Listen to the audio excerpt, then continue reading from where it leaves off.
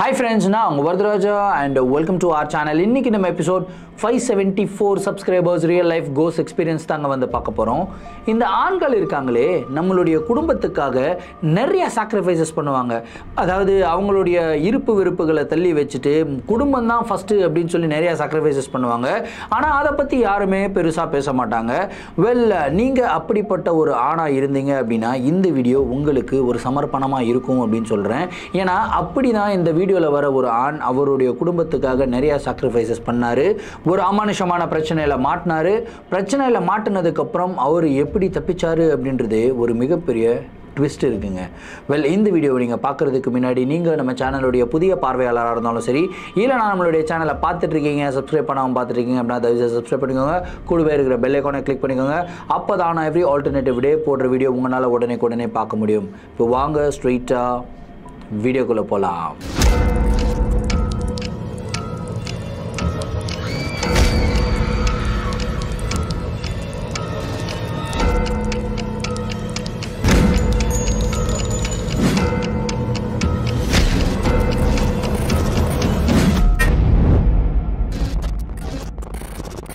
இந்த ஒரு நிகழ்வை நம்மளுக்கு அஸ்வத் அப்படின்ற ஒரு சப்ஸ்கிரைபர் சென்னையிலேருந்து மெயில் பண்ணி விட்டுருக்காருங்க. இந்த ஒரு அமானுஷமான நிகழ்வு அவருக்கு ரொம்ப ரீசெண்டாக தான் நடந்ததாகவும், இந்த ஒரு நிகழ்வுடைய தாக்கத்திலிருந்து அவர் வெளியே வந்துட்டார். ஆனால் அதுவே ஒரு தெய்வீக கடாட்சமாக வெளியே வந்தார் அப்படின்னு சொல்லியிருக்காரு. என்னப்பா ரொம்ப பெரிய டைலாக்லாம் சொல்கிறேன்னு கேட்டிங்களா, இந்த கதையோடைய எண்டில் நீங்களே அதை சொல்லுவீங்க. சரி, கதையோடைய ஸ்டார்டிலேருந்தே வர ஆரம்பிப்போமே. அஸ்வத் பார்த்தீங்கன்னா சென்னையை சேர்ந்த ஒரு நபர் தாங்க. சென்னையில் ஒரு லொக்காலிட்டி, அந்த எந்த லொக்காலிட்டின்னு சொல்ல விரும்பல அவர். ஸோ சென்னையில் தான் அவர் பார்த்தீங்கன்னா படிக்கிறாரு. அப்புறம் சென்னையில் தான் வளர்றாரு. அவருக்கு படிப்பு அப்படின்றது சின்ன வயசுலேருந்தே பெருசாக வரலை. ஸோ இவங்களுடைய குடும்பம் பின்னணி அப்படின்னு பார்த்திங்கன்னா, அவங்களுடைய குடும்பம் பார்த்திங்கன்னா இந்த புரோகிதர் குடும்பம். ஸோ அவங்க நிறையா அந்த கோயில்களில் பூஜைகள் பண்ணுறது, இந்த மாதிரி வேலைகள் தான் அவங்களுடைய மூதாதையர்லாம் பண்ணிக்கிட்டு இருந்தாங்க. ஆனால் சின்ன வயசுலேருந்தே அஸ்வத்துக்கு இந்த ஒரு விஷயத்தில் இன்ட்ரெஸ்ட் கிடையாது. அதாவது குறிப்பாக இந்த சாமி கும்பிடுறதுன்னு மேலே இன்ட்ரெஸ்ட் கிடையாது. தன்னுடைய குடும்பத்தில் எல்லாருமே சாமி கும்பிடுறாங்களே அப்படின்னு சொல்லிட்டு இவர் கூட போய் நிற்பாராம், அவ்வளோதான். ஆனால் இவர் மனம் இறங்கி போயிட்டு சாமி கும்பிடுறது அப்படின்றதெல்லாம் இல்லவே இல்லை அப்படின்னு சொல்லியிருக்காரு. ஆனால் சின்ன வயசுலேருந்து அது இன்ட்ரெஸ்ட் இல்லை. ஆனால் சின்ன வயசுலேருந்தே இவருக்கு ரொம்ப பிடிச்சது ஸ்போர்ட்ஸில் போகணும் அப்படின்னு சொல்லிட்டு இவங்க அப்பா கிட்டேயும் அம்மா கிட்டேயும் இவங்க பெரியப்பா பெரியம்மா எல்லாருக்கிட்டையும் கேட்டிருக்காரு. ஆனால் இவங்களுடைய ஃபேமிலியில் அது அலோடே கிடையாது. ஏன்னா ஸ்போர்ட்ஸ் பர்சனாக மாறுறது அப்படின்னா அவங்க வெஜிடேரியன் டயட்லேருந்து நான் வெஜிடேரியன் டயட்டாக வரணும். ஏன்னா அவங்களுக்கு உண்டான அந்த ஃபிசிக்கல் நீட்ஸ் எல்லாம் ஃபுல்ஃபில் ஆகணும் அப்படின்னா அவங்க ப்ரோட்டீன் நிறையா இன்டேக் எடுக்கணும் இல்லையா. ஸோ அதனாலேயே அவங்க போகக்கூடாது அப்படின்னு சொல்லிட்டாங்க. நீ நல்லா படி, எப்படி இருந்தாலும் இந்த மாதிரி நம்மளுடைய பரம்பரை இதில் நீ வரமாட்டே அப்படின்னு சொல்லிட்டேன். ஸோ படித்து நீ ஏதாவது ஒரு நல்ல ஆஃபீஸ்க்கு வேலைக்கு போ அப்படின்னு அவரை படின்னு ஃபோர்ஸ் பண்ணுறாங்க.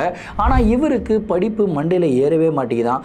ரொம்ப கஷ்டப்பட்டு 10th பாஸ் பண்ணியிருக்காரு, ரொம்ப கஷ்டப்பட்டு +2 பாஸ் பண்ணியிருக்காரு. அதுக்கப்புறம் அவங்க அப்பா என்ன சொல்கிறார் அப்படின்னா, உன்னை ஒரு காலேஜில் போட்டு படிக்க வைக்கிறேன் அப்படின்னதுக்கப்புறம் இவர் என்ன சொல்கிறாருன்னா, நான் காலேஜுக்கு போக மாட்டேன் அப்படின்னு அடம் பிடிச்சிருக்காரு. இல்லை நீ படித்து தான் ஆகணும் அப்படின்னு சொல்லி ஃபோர்ஸ் பண்ணி ஒரு ஆர்ட்ஸ் அண்ட் சயின்ஸ் காலேஜில் சேர்த்து விடுறாங்க. ஸோ இவரும் போயிட்டு ஒரு 1 year 2 year படிக்கிறாருங்க. எல்லாமே அரியர்ஸ் தான். இவர்னால படிப்பில் கான்சன்ட்ரேட் பண்ணவே முடியல. காலேஜுக்கு போகாமல் இவர் என்ன பண்ணுறாருன்னா நின்றுடுறாரு. ஸோ இந்த ஒரு மேட்ரு அவங்க வீட்டுக்கு தெரியாது. சரி, நின்றுட்டு என்ன பண்ணலாம், ஏதாவது ஒரு வேலை தேடலாம் அப்படின்னு சொல்லிட்டு இவருமே வேலை தேடுறாரு. அப்போ தான் அவருக்கு படிப்புடைய இம்பார்ட்டன்ஸ் என்ன அப்படின்றது புரிய வருதுங்க. ஏன்னா 12வது படிச்சுட்டு வெளியே வரும்போது இந்த உலகத்தில் யாருமே வேலை கொடுக்க மாட்டாங்க. ஸோ அவருக்கும் அதே மாதிரி ஒரு நிலைமை தான். எந்த இடத்துல போய் வேலை தேடினாலும் அவருக்கு வேலை கிடைக்கல. சரி, எப்படியாவது ஒரு வேலையை தேடுவோம் அப்படின்னு சொல்லி தேடி பார்த்துக்கிட்டு இருக்கும்போது இன்னொரு பிரச்சனை, இவர் காலேஜுக்கு போகலை அப்படின்ற ஒரு விஷயம் இவங்களுடைய வீட்டுக்கு தெரிய வருதுங்க. தெரிய வந்த உடனே வீட்டில் ஒரு பிரளயமே வெடிக்குது. அவங்க அப்பா, அவங்க அம்மா, பெரியப்பா பெரியம்மா, தாத்தா பாட்டி எல்லாரும் ஒட்டு மொத்தமாக இவரை நடுவில் நிற்க வச்சு கேள்விகள் கேட்குறாங்க. இவருக்கு அந்த டைமில் ஆல்ரெடி ஃப்ரஸ்ட்ரேட்டடாக இருந்தார். எங்கேயுமே வேலை கிடைக்கலையே அப்படின்ற ஒரு ஃப்ரஸ்ட்ரேஷன். அந்த ஃப்ரஸ்ட்ரேஷனை எப்படி வெளிக்காட்டுதுன்னு தெரியாமல் எல்லாரையும் பயங்கரமாக திட்டிடுறாரு, கத்திடுறாருங்க. அதுக்கப்புறம் எல்லாருமே சைலண்ட் ஆகிடுறாங்க. சரி, உனக்கு என்ன பிடிக்குதோ அது பண்ணுப்பா அப்படின்னு சொல்லி அப்போ தான் அவங்க அப்பா சொல்கிறாருங்க. சரி, நான் வேலை தேடுறேன் அப்படின்னு சொல்லிட்டு இவர் போயிட்டு வேலை தேடுறாரு. கிட்டத்தட்ட ஒரு 2 மாதம் வேலை தேடுறாரு. இவருக்கு வேலையே கிடைக்கல.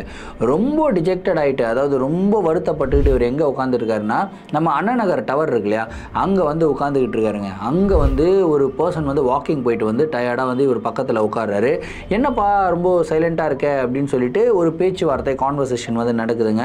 இவர் வந்து சொல்கிறார், இந்த மாதிரி சார் நான் 12வது முடிச்சிருக்கேன், படிப்பு ஏறல, டிகிரியும் படிக்கல, ஆனால் வேலை தேடுறேன், எங்கேயுமே வேலை கிடைக்க மாட்டேங்குது அப்படின்னுலாம் வந்து சொல்லிக்கிட்டு இருக்கும்போது அவர் சொல்கிறாரு, சரிப்பா என்னுடைய ஃப்ரெண்டு வந்து ஒரு பார் வச்சுருக்காப்புல, பாரில் வந்து இந்த பார் அட்டெண்டர் இந்த வெயிட்டர்லாம் இருப்பாங்களே அந்த வேலை வந்து இருக்குது, அது உனக்கு ஓகேவா அப்படின்னு வந்து கேட்குறாருங்க. இதை கேட்ட உடனே இவருக்கு எந்த வேலை கிடைச்சாலும் ஓகேன்னு தான் தோணுது. ஆனால் இன்னொன்றும் தோணுது, ஐயோ நம்மளுடைய குடும்பத்தில் எப்படி இதை அக்செப்ட் பண்ணுவாங்கன்னு தெரியலையே அப்படின்னு சொல்லிட்டு நான் சொல்கிறேன் சார் உங்களோட நம்பர் கொடுங்க அப்படின்னு சொல்லி நம்பர் வாங்கிக்கிறாருங்க. இவங்களுடைய வீட்டில் வந்து போய் சொல்கிறார், இந்த மாதிரி எனக்கு ஒரு வேலை கிடைச்சிருக்கு, அந்த வேலையில் வந்து இவ்வளோ சம்பளம், ஆனால் அது வந்து பார் அட்டெண்டிங் வேலை அப்படின்னு சொன்னதுக்கப்புறம் வீட்டில் செம பிரச்சனை. என்னடா நீ நினச்சிக்கிட்டு இருக்க, எப்படிடா நீ அந்த வேலைக்கு போவ, நம்மளுடைய குடும்பம் என்ன, நம்மளுடைய பூர்வீகம் என்ன, இதெல்லாம் விட்டுட்டு நீ ஒரு பார் அட்டெண்டிங் வேலைக்கு போவியா அப்படின்னு சொல்லி நிறையா பிரச்சனைகள். அவர் என்ன சொல்கிறாருன்னா, இல்லை நான் எப்படியாவது வேலை பண்ணி ஆகணும், ஏன்னா நம்மளுடைய குடும்பமும் கஷ்டத்தில் தான் இருக்குது, உங்கள் குடும்பத்துக்கு வந்து ஹெல்ப் பண்ணுற மாதிரியும் இருக்கும், குடும்பத்துக்காக நான் பண்ணுறேன் அப்படின்னு சொல்லி எவ்வளவோ இவர் வந்து போராடுறாரு. ஆனால் அவங்க குடும்பத்தில் அக்செப்ட் பண்ணுறதுக்கு ரெடியாகவே இல்லைங்க. ஸோ ஃபைனலாக என்ன பண்ணுறாரு அப்படின்னா, இந்த வீட்டில் இருக்கிற வரைக்கும் தானே நீங்கள் அது மாதிரி பிரச்சனை பண்ணுவீங்க, நான் இந்த வீட்டிலே இல்லை, இந்த வீட்டை விட்டு வெளியே போகிறேன் அப்படின்னு சொல்லிட்டு அஸ்வத் சண்டை போட்டுட்டு இவர் வந்து என்ன பண்ணுறாருன்னா வீட்டை விட்டு வெளியே வந்துடுறாரு. அந்த ஒரு பர்சனுக்கு கால் பண்ணுறாரு, சார் இந்த மாதிரி அந்த வேலைக்கு நான் ஜாயின் பண்ணுறேன் சார் அப்படின்னு சொல்கிறாரு. வேலைக்கும் போய் ஜாயின் பண்ணிடுறாருங்க. அவங்க கேட்குறாங்க ஓனர்ஸ், நீங்கள் எங்கேப்பா தங்கியிருக்க அப்படின்னு கேட்டதுக்கப்புறம் இவர் சொல்கிறார், இந்த மாதிரி சார் வீட்டை விட்டு வெளியே வந்துட்டேன் சார், எனக்கு எங்கே தங்குறதுன்னு தெரியல அப்படின்னதுக்கப்புறம், ஒன்றும் பிரச்சனை இல்லைப்பா, நம்ம பாரில் ஒர்க் பண்ணுற ஒர்க்கர்ஸ்க்கு எல்லாருமே ஒரு ரூம் வந்து நான் ரெடி பண்ணி வச்சுருக்கேன், ஸோ அங்கே போய் நீ தங்கிக்கோ அப்படின்னு வந்து சொல்கிறாருங்க. ஸோ அவங்களுடைய பார்லேருந்து கிட்டத்தட்ட ஒரு அரை மணி நேரம் டிஸ்டன்ஸில் வந்து பார்த்திங்கன்னா அவருடைய ரூம் வந்து சிச்சுவேட்டட் ஆகிருக்கு. இவருமே அந்த அப்பார்ட்மெண்ட்டுக்கு போகிறாரு. அப்பார்ட்மெண்ட்டில் ஒரு வீடு எடுத்திருக்காங்க, 4th ஃப்ளோரில் இருக்குது அந்த அப்பார்ட்மெண்ட்டு.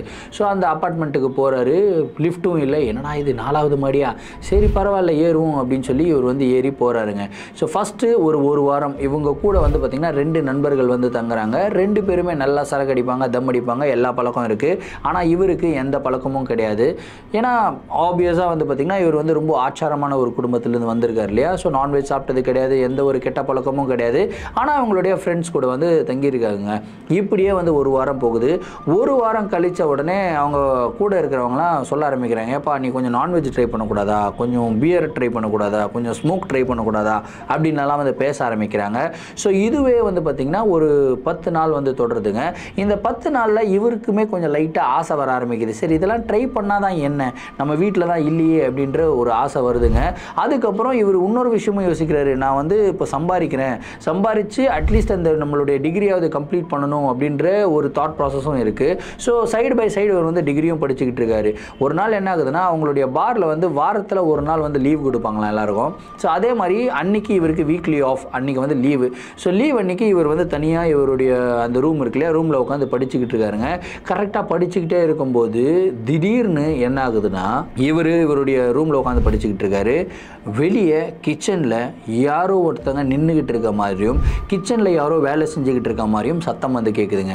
என்னடா இது வீட்டில் தனியாக நான் மட்டும் தானே இருக்கேன், கிச்சனில் யார் இருப்பா அப்படின்னு சொல்லிட்டு இவர் வெளியே போய் பார்க்குறாரு. பார்த்தா அந்த இடத்துல யாருமே கிடையாது.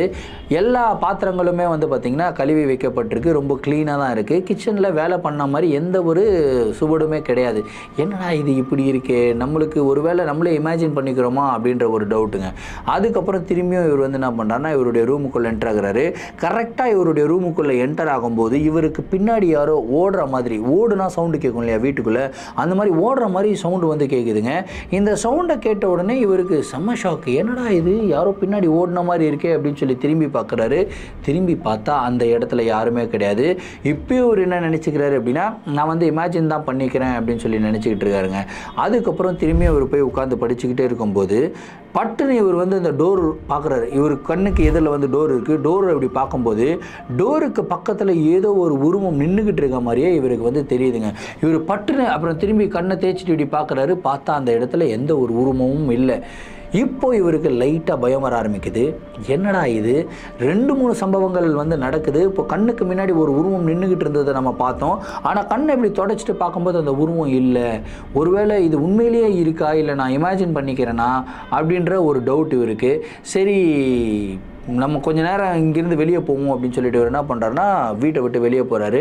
ஒரு அரை மணி நேரம் கழித்து திரும்பியும் வீட்டுக்குள்ளே வராருங்க. வீட்டுக்குள்ளே என்டர் ஆகும்போது வீட்டில் அப்படி ஒரு துர்நாற்றம். அதாவது இவர் போகும்போது நல்லா சாம்பிராணி புகையெல்லாம் போட்டு விட்டுட்டு தான் போயிருக்காரு, நல்ல வாசனையாக இருக்கும் வீடு அப்படின்னு சொல்லி. இவர் வெளியே போயிட்டு வரும்போது வீட்டுக்குள்ளே அப்படி ஒரு துர்நாற்றம். அதாவது ஒரு சாப்பாடு வந்து கெட்டு போயிட்டு கிட்டத்தட்ட ஒரு 10-15 நாள் ஆயிடுச்சுன்னா பயங்கரமாக நாத்தடிக்குள்ள அந்த மாதிரி நாத்தடிக்குதுங்க. இவருக்கு ஒன்றும் முடியல, வயிற்றெல்லாம் புரட்டிக்கிட்டு வருது, கொமட்டிக்கிட்டு வருது. இவர் என்ன பண்ணுறாருன்னா கதவெல்லாம் ஓப்பன் பண்ணி விட்டுட்டு திரும்பியும் சாம்பிராணி எடுத்து போட்டு அந்த நாத்தத்தெல்லாம் கொஞ்சம் போக்கி விட்டுட்டு கதவை லாக் பண்ணிவிட்டு திரும்பியும் இவருடைய ரூமுக்குள்ளே போகிறாருங்க. கரெக்டாக இவருடைய ரூமுக்குள்ளே என்டர் ஆகும்போது பின்னாடி இருந்து ஒரு அழுகுரல் வந்து கேட்குது, ஒரு பெண்ணுடைய அழுகுரல் வந்து கேட்குதுங்க. இவர் திரும்பி பார்க்குறாரு. திரும்பி பார்த்தா அந்த இடத்துல யாருமே கிடையாது. ஆனால் அந்த அழுகுரல் எங்கேருந்து கேட்குது அப்படின்னா கிச்சன்லேருந்து கேட்குதுங்க. இவர் என்ன பண்ணுறாருன்னா மெதுவாக கிச்சனில் போய் எட்டி பார்க்குறாருங்க. எட்டி பார்த்தா யாருமே கிடையாது. ஆனால் சவுண்டு மட்டும் கிளியராக கேட்குதுங்க. இதை கேட்ட உடனே இவருக்கு மனசெல்லாம் பதறுது. ஐயோ என்னடா இது இப்படியெல்லாம் நடக்குது, நம்ம இதை பற்றி யாருக்கிட்டையாவது சொல்லியே தீரணுமே அப்படின்னு சொல்லிட்டு இவர் என்ன பண்ணுறாருன்னா இவருடைய நண்பர்களுக்கு வந்து கால் பண்ணுறாருங்க. அவங்க பாரில் இருக்காங்க இல்லையா. ஸோ ஈவினிங் டைம் ஒரு 7 o'clock ஆகிடுச்சு. நண்பர்களுக்கு வந்து கால் பண்ணுறாருங்க. அவங்களுமே ஃபோன் எடுக்கிறாங்க. என்னடா ஆச்சு அப்படின்றாங்க. இந்த மாதிரி வீட்டில் என்னென்னமோ நடக்குதுடா, எனக்கு ரொம்ப பயமாக இருக்குது அப்படின்னு சொல்லி சொல்கிறாரு. சொன்ன உடனே அவங்க வந்து பயங்கர கலாய்க்கிறாங்க. ஏன்டா அறிவு இருக்காடா உனக்கு, என்னடா நீ பேசிக்கிட்டு இருக்க இந்த காலகட்டத்தில், நாங்கள் அந்த இடத்துல கிட்டத்தட்ட ஒரு 4 மாதமாக இருக்கோம்டா, எங்களுக்கு எந்த ஒரு பிரச்சனையுமே வந்ததே கிடையாது, உனக்கு என்ன இவ்வளோ பிரச்சனை சொல்கிற அப்படின்னு சொல்லி கேட்குறாங்க. அதுக்கு இவர் சொல்கிறாரு, டே நீங்கள் எனி டைம் வந்து சரக்குலேயே இருப்பீங்க, ஒரு சுயநினைவே இல்லாமல் இருக்கும்போது எப்படா உங்களுக்கு இதெல்லாம் தெரியும், நான் சரக்கெல்லாம் அடிக்கிறது இல்லைடா, எனக்கு ரொம்ப பயமாக இருக்குடா, வாங்க சீக்கிரம் வாங்க அப்படின்னா, இல்லை உனக்கு தெரியும்ல பார் எத்தனை மணிக்கு மூடுவாங்கன்னு, மூடினதுக்கப்புறம் தான் வர முடியும், நீ வானா ஓனர் விட்டுருவாரா, கம்முன்னு நீ இரு, கொஞ்சம் நேரம் பாரெல்லாம் மூடிட்டதுக்கப்புறம் நாங்கள் வரோம், அது வரைக்கும் சைலண்ட்டாக இரு அப்படின்னு வந்து சொல்கிறாங்க.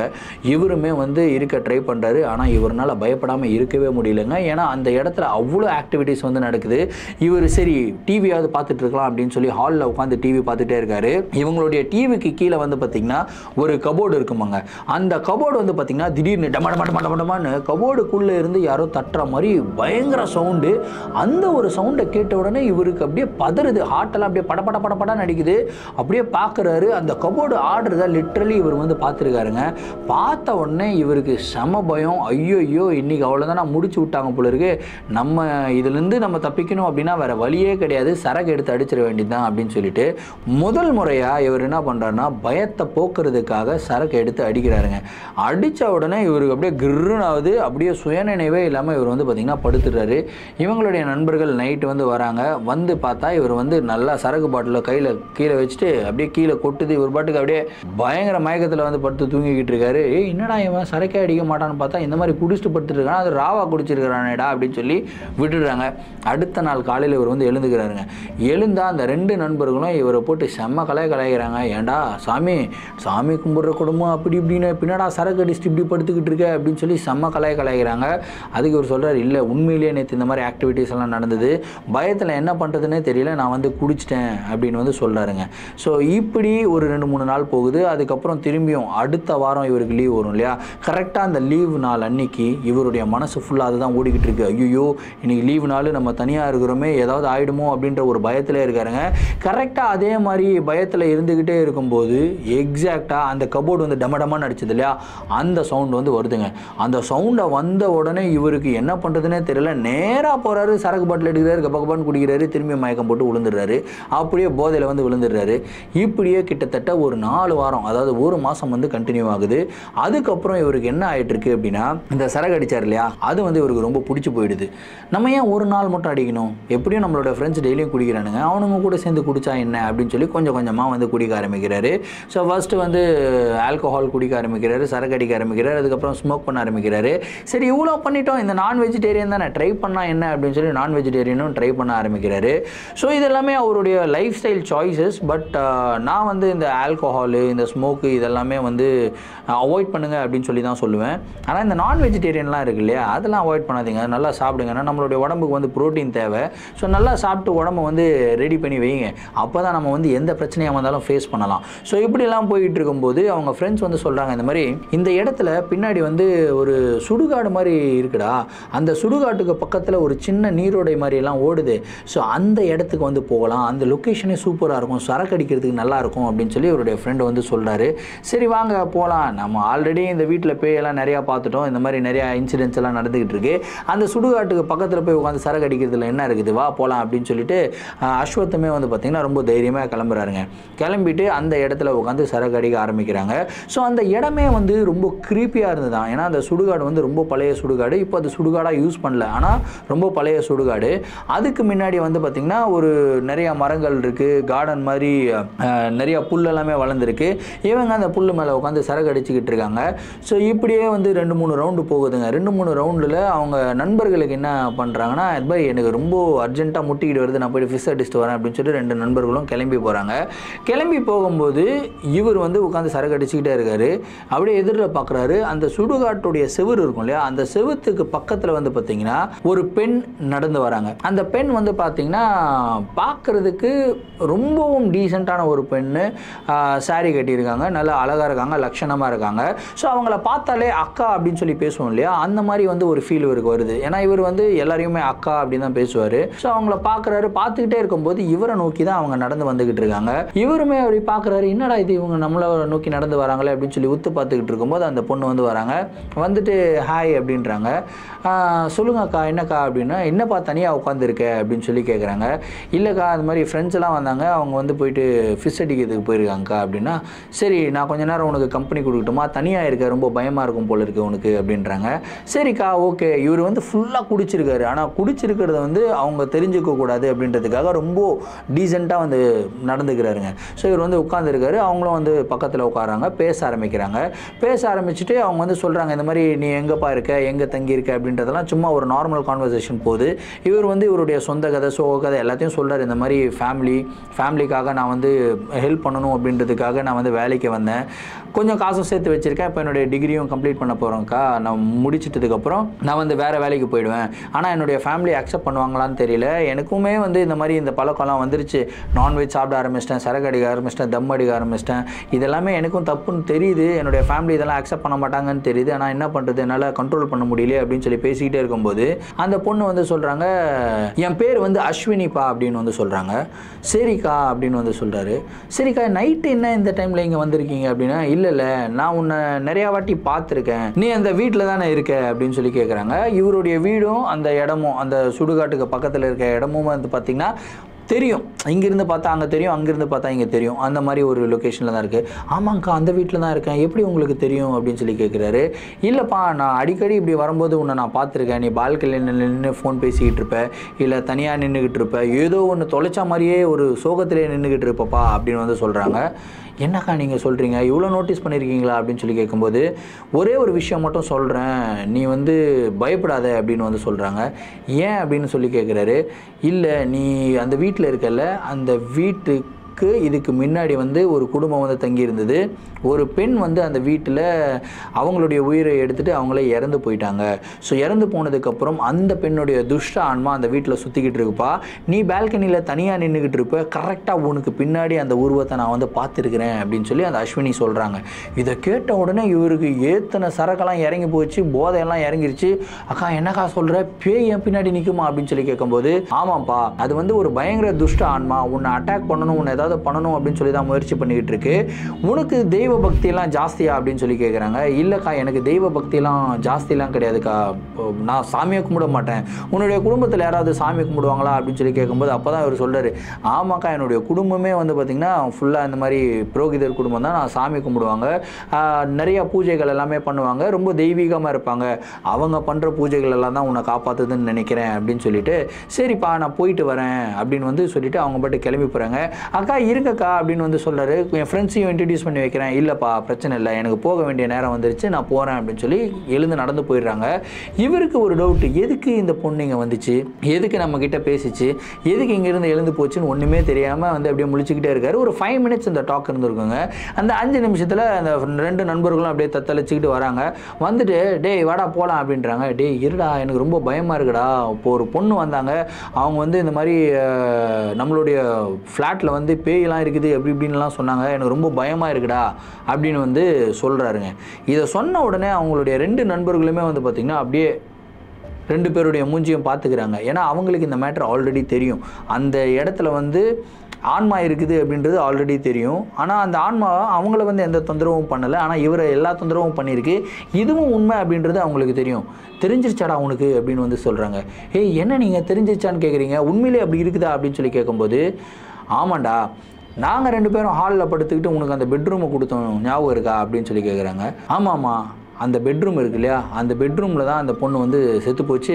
நீ ஒரு தலை வச்சு ஒரு இடத்துல படுத்துக்கிட்டு இருக்கல, எக்ஸாக்டாக அதே இடத்துல தான் அந்த பொண்ணுடைய உடல், இறந்து போன உடலை அதே இடத்துல தான் தலையை வச்சு அவங்கள வந்து படுக்க வச்சுருந்தாங்க அப்படின்ற ஒரு பெரிய குண்டை தூக்கி போடுறாங்க. அடா யமகாதங்களா என்னடா இப்படி சொல்கிறீங்க அப்படின்னு சொல்லி கேட்கும்போது, ஆமாம் இது வந்து நடந்தது, இது முன்னாடி சொல்லியிருந்தாங்க, ஆனால் எந்த விதமான ஒரு ஆக்டிவிட்டியும் இல்லை அப்படின்னு சொல்லி நாங்கள் பாட்டு எங்களோட வேலை, நாங்கள் எப்பவுமே வீட்டில் இருக்கவே மாட்டோமே, நைட்டு மட்டும் தான் தூங்குறதுக்கு வரும், சரக்கு அடிச்சுட்டு நல்லா தூங்கிடும், எதுவுமே ஃபீல் பண்ணதில்லை. அதனால தான் ஆல்ரெடி நீ சொல்லும்போது நாங்கள் வந்து அதை சீரியஸாக எடுத்துக்கல, ஆனால் இப்போ ஒரு பொண்ணு வந்து சொல்லிச்சு அப்படின்னு வேற சொல்கிற, சரி இதுக்கப்புறமும் உங்ககிட்ட உண்மையை மறைக்க வேணாம் அப்படின்னு சொல்லிட்டு தான் உண்மையை சொல்லிட்டேன் அப்படின்னு சொல்கிறாங்க.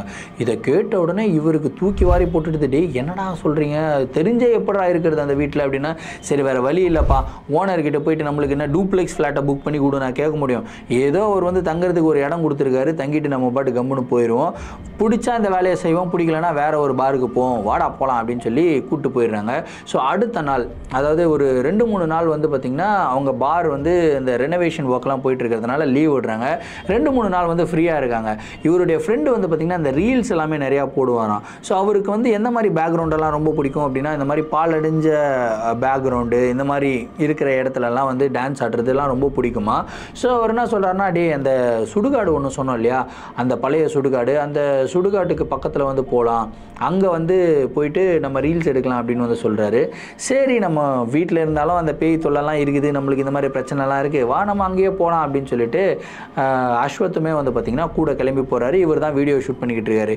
கரெக்டாக வீடியோ ஷூட் பண்ணிக்கிட்டு இருக்கும்போது அந்த இடத்துல ஒரு சமாதி இருக்குங்க. சமாதி வந்து பார்த்திங்கன்னா நிறைய இலைகள்லாம் உளுந்து ரொம்ப அழுக்காக இருக்குது. சமாதியில் ஏதோ ஒரு ஃபோட்டோ வந்து இருக்குது. இவர் என்ன பண்ணுறாருன்னா அந்த சமாதியில் வந்து உட்கார்றாரு. டே இருறா அந்த சமாதி ரொம்ப குப்பையாக இருக்குது, கொஞ்சம் லைட்டாக க்ளீன் பண்ணிடலாம் அப்படின்னு சொல்லிட்டு என்ன பண்ணுறாருன்னா அந்த சமாதியில் இருக்கிற இலையெல்லாமே தள்ளி விடுறாரு. ஃபோட்டோ வந்து இருக்குது. என்னடா இது ஃபோட்டோ இருக்குது, சரி ஃபோட்டோ யாருடைய ஃபோட்டோனா அது பார்க்கலாம், அவங்க தான் இறந்து போயிட்டாங்க, அவங்களுடைய முகத்தை பார்க்கலாம் அப்படின்னு சொல்லிட்டு அப்படியே அந்த சமாதியை துடைக்கிறாருங்க. துடைச்சா செம்ம ஷாக் ஆகுறாரு. ஏன்னு கேட்டிங்கன்னா அந்த ஃபோட்டோவுக்கு கீழே ஒரு பேர் எழுதியிருந்தது. அந்த பேர் வந்து பார்த்திங்கன்னா அஸ்வினி அப்படின்னு சொல்லிட்டு அப்படியே அந்த ஃபோட்டோவை பார்க்குறாரு. ஃபோட்டோவை பார்த்தா நைட்டு ஒரு பொண்ணு இவர் பக்கத்தில் உட்காந்து பேசிக்கிட்டு இருந்தது இல்லையா, எக்ஸாக்டாக அந்த பொண்ணுடைய ஃபோட்டோ தான் அந்த சமாதியில் இருக்குது. இவருக்கு தலையெல்லாம் சுற்றுது. டே என்னடா இது, இங்கே பாடுறா இந்த பொண்ணு தானே என்கிட்ட வந்து பேசிச்சு அப்படின்னு சொல்லி நண்பர்கள்கிட்ட சொல்கிறாருங்க. இதை கேட்ட உடனே அவங்க 2 நண்பர்களும் ஆடி போயிடுறாங்க. டே வேணாடா இங்கே இருக்க வேணாவா, போயிடலாம் அப்படின்னு சொல்லிட்டு இவங்க 3 பேரும் வந்து குடுகுடுன்னு ஓடும்போது கரெக்டாக அந்த சுடுகாடுடைய வாசலில் வந்து பார்த்திங்கன்னா அந்த அஸ்வினி அப்படின்ற அந்த பொண்ணு சொன்ன இல்லையா, அந்த பொண்ணுடைய ஆன்மா வந்து நின்றுக்கிட்டு இருக்குங்க. நின்றுட்டு அஸ்வத் அப்படின்னு சொல்லி கூப்பிடுதுங்க. இவருமே நின்று திரும்பி பார்க்குறாரு. ஆக்சுவலாக அது வந்து ஒரு ஆன்மா அப்படின்னு தெரிஞ்சிருச்சு, ஆனால் அந்த ஆன்மா இவரை ஹார்ம் பண்ணாது அப்படின்றதும் தெரிஞ்சிருச்சு. நின்று திரும்பி பார்க்குறாரு. திரும்பி பார்த்த உடனே அந்த அஸ்வினி அப்படின்ற ஆன்மா என்ன சொல்லுது அப்படின்னா, என்னை பார்த்து ஏன்டா பயப்படுற, நான் உன்னை எதுவுமே பண்ண மாட்டேன்டா, என்னுடைய சோக கதை, என்னுடைய காதல் தோல்வி ஆகிடுச்சின்னு நான் வந்து ஒரு தவறான முடிவை எடுத்துட்டேன், எனக்கு இந்த மாதிரி ஆயிடுச்சு, ஆனால் உனக்கு எதுவுமே ஆகாது, நீ நல்லவன், மனசாலையும் நல்லவன், நீ உன்னுடைய குடும்பத்துக்கு ஹெல்ப் பண்ணணும்னு நினைக்கிற, உன் குடும்பம் வந்து ஒரு மிகப்பெரிய பிரச்சனையில் மாட்ட போகுது, அந்த பிரச்சனையிலேருந்து நீ தான் உன் குடும்பத்தை காப்பாற்றணும் அப்படின்னு சொல்லிட்டு அப்படியே மறைஞ்சு போயிடுதுங்க. இவருக்கு ஒன்றும் புரியல, என்னடா இது இப்படி வேற சொல்லிட்டாங்களே அப்படின்னு சொல்லி இவருடைய ஃப்ளாட்டுக்கு இவர் நடந்து போயிட்டே இருக்கும்போது கரெக்டாக இவருக்கு ஃபோன் வருது. ஃபோனில் யாருன்னா இவங்களுடைய அம்மா பேசுகிறாங்க. அப்பாவுக்கு இந்த மாதிரி ரொம்ப உடம்பு முடியலப்பா, ஹாஸ்பிட்டலில் சேர்த்துருக்கோம், உயிருக்கே போராடுற நிலைமையில் இருக்கிறாரு அப்படின்னு வந்து சொல்கிறாங்க. இவர் பதறி அடிச்சுக்கிட்டு வீட்டுக்கு போகிறாரு. வீட்டுக்கு போய் பார்த்தா அப்பாவுக்கு வந்து ஹார்ட் அட்டாக் வந்திருக்குங்க. இவர் வந்து காசெல்லாம் நிறையா செலவு பண்ணவே மாட்டாராம். ஸோ நிறையா காசு வந்து சம்பாதிக்கிற காசெல்லாம் சேர்த்து வச்சுருக்காரு. கிட்டத்தட்ட ஒரு 2-2.5 லட்ச ரூபா வச்சுருந்தாருங்க. ஸோ ஃபேமிலியே ரொம்பவும் கஷ்டப்படுற ஒரு ஃபேமிலின்னு சொன்னேன் இல்லையா. ஸோ அவங்கக்கிட்ட அவ்வளோ காசில் ட்ரீட்மெண்ட்டுக்கெல்லாம் இவர்கிட்ட இருக்கிற என்டையர் 2.5 லட்ச ரூபா எடுத்து கொடுத்துருக்காரு. அவங்க அப்பாவுடைய ட்ரீட்மெண்ட்டை வந்து இவர் ஃபுல்லாக பார்த்துருக்காரு. அதுக்கப்புறம் அவங்க அப்பா அப்பாவை குணப்படுத்தியும் வெளியே கூட்டிகிட்டு வந்திருக்காருங்க. அதுக்கப்புறம் அவங்க ஃபேமிலியில் வந்து இவரை அக்செப்ட் பண்ண ஆரம்பிக்கிறாங்க. சரி, பையன் வெளியே போய் பாரில் வேலை பண்ணால் கூட இவன் வந்து ஏதாவது ஒரு தவறான வழியில் வந்து போகலை, நம்மளுடைய குடும்பத்துக்காக தான் வந்து காசு சேர்த்து வச்சுருக்கான் அப்படின்னு சொல்லிட்டு திரும்பியும் இவர் வந்து குடும்பத்துக்குள்ளே அக்செப்ட் பண்ணிக்கிறாங்க. அதுக்கப்புறம் இவர் படித்து இவருடைய கிராஜுவேஷனும் முடிக்கிறாரு, வேறு ஒரு வேலைக்கும் போகிறாரு. ஒரு வேலைக்கு போயிட்டு இவர் இப்போது கை நிறைய சம்பாதிக்கிறாரு, அவங்களுடைய குடும்பத்தோடையே இருக்கிறாரு. இன்ஃபேக்ட் இவருடைய மெயின் ட்ரீமே என்னென்னா இவருடைய குடும்பத்தை அடுத்த லெவலுக்கு எடுத்துகிட்டு வரணும் அப்படின்றது தான் ட்ரீம். ஸோ ஆனால் அந்த 2 நண்பர்கள் இருக்காங்களே, பாரில் வேலை பண்ணும்போது அந்த நண்பர்கள் ஆனாங்களே இவருடைய ரூம்மேட்ஸ், அவங்க கூட இன்னமும் இவர் நட்பாக தான் இருக்கார். இன்னமும் வீட்டுக்கு தெரியாமல் இவர் சரக்கு அடிச்சுக்கிட்டு தான் இருக்கார், நான்வெஜ்லாம் சாப்பிட்டுக்கிட்டு தான் இருக்கார். இதை வந்து சொல்லலாமான்னு தெரியல ப்ரோ அப்படின்னு வந்து சொல்லியிருந்தார். ஆக்சுவலாக இந்த வீடியோவில் வந்து பார்த்திங்கன்னா நேம் எல்லாமே சேஞ்ச் பண்ணிட்டேன். ஸோ அவருக்கு எந்த விதமான ஒரு பிரச்சனையும் கிடையாது, லொக்கேஷன் எதுவுமே சொல்லலை. ஸோ யாருன்னே கண்டுபிடிக்க முடியாதுன்னு வச்சுக்கோங்களேன். ஸோ அவர் என்ன சொல்லியிருந்தார் அப்படின்னா, நம்ம வந்து நிறையா நேரங்களில் வந்து ஒரு சில விஷயங்களை வந்து தவிர்ப்போம், ஆனால் ஒரு சில விஷயங்களை வந்து தவிர்க்கவே முடியாது. ஸோ பயத்தினால நான் ஒரு பழக்கத்தை வந்து செய்ய ஆரம்பித்தேன், ஆனால் அதுவே வந்து எனக்கு ஒரு அடிக்ட் மாதிரி ஆகிடுச்சு. ஸோ இப்போ படிப்படியாக குறைச்சிக்கிட்டு வாரத்துக்கு ஒரு நாள் அப்படின்ற மாதிரி நான் வந்து பண்ணிகிட்ருக்கேன் ப்ரோ அப்படின்னு வந்து சொன்னார். ஸோ ஆஸ் லாங் அஸ் நீங்கள் ஒரு பழக்கத்துக்கு அடிக்ட் ஆகாத வரைக்கும் ரொம்ப நல்லது, ஆனால் அடிக்ட் ஆகிட்டீங்க அப்படின்னா அந்த பழக்கத்தை விடுறது ரொம்ப நல்லது அப்படின்னு சொல்லி என்னுடைய வேண்டுகோளாக இருக்குது. இந்த ஒரு கதை வந்து நம்மளுக்கு ஒரு விஷயத்தை வந்து உணர்த்துதுங்க, இம்பார்ட்டன்ஸ் ஆஃப் ஃபேமிலி அப்படின்றத உணர்த்துது. அதே மாதிரி ஒரு ஆண் ஒரு தன்னுடைய ஃபேமிலி தன்னை ஒதுக்குனாலும் அந்த ஒரு ஃபேமிலியை தூக்கி நிறுத்தணும் அப்படின்ற ஒரு தாட்டோட இவ்வளோ நல்லா ஒர்க் பண்ணி அவங்களுடைய குடும்பத்தை வந்து காப்பாற்றி மேலே எடுத்துகிட்டு வந்திருக்காரு தெரியுமா. அதுக்கே அஸ்வத்துக்கு ஒரு மிகப்பெரிய சல்யூட் கொடுக்கலாம். ஸோ இந்த ஒரு வீடியோவை பற்றின உங்களுடைய கருத்துக்கள் என்ன அப்படின்றத வந்து கமெண்ட் பாக்ஸில் சொல்லுங்கள். இதே மாதிரி உங்களுடைய வாழ்க்கையில் ஏதாவது அமானுஷமான நிகழ்வுகள் நடந்திருந்து அந்த நிகழ்வுகள் எங்கிட்ட ஷேர் பண்ணணும்னு நினச்சிங்கன்னா என்னோட இன்ஸ்டாகிராமில் ஃபாலோ பண்ணிட்டு இன்ஸ்டாகிராமில் டிஎம் பண்ணுங்கள், இல்லைனா என்னோட மெயில் ஐடிக்கு மெயிலாக சென்ட் பண்ணி விடுங்க. கண்டிப்பாக உங்களுடைய நிகழ்வுகளும் நம்மளுடைய சேனலில் வீடியோஸாக போடப்படும். மீண்டும் அடுத்த வீடியோவில் சந்திக்கும் வரை நான் உங்கள் Varadaraja signing off. Thank you and bye.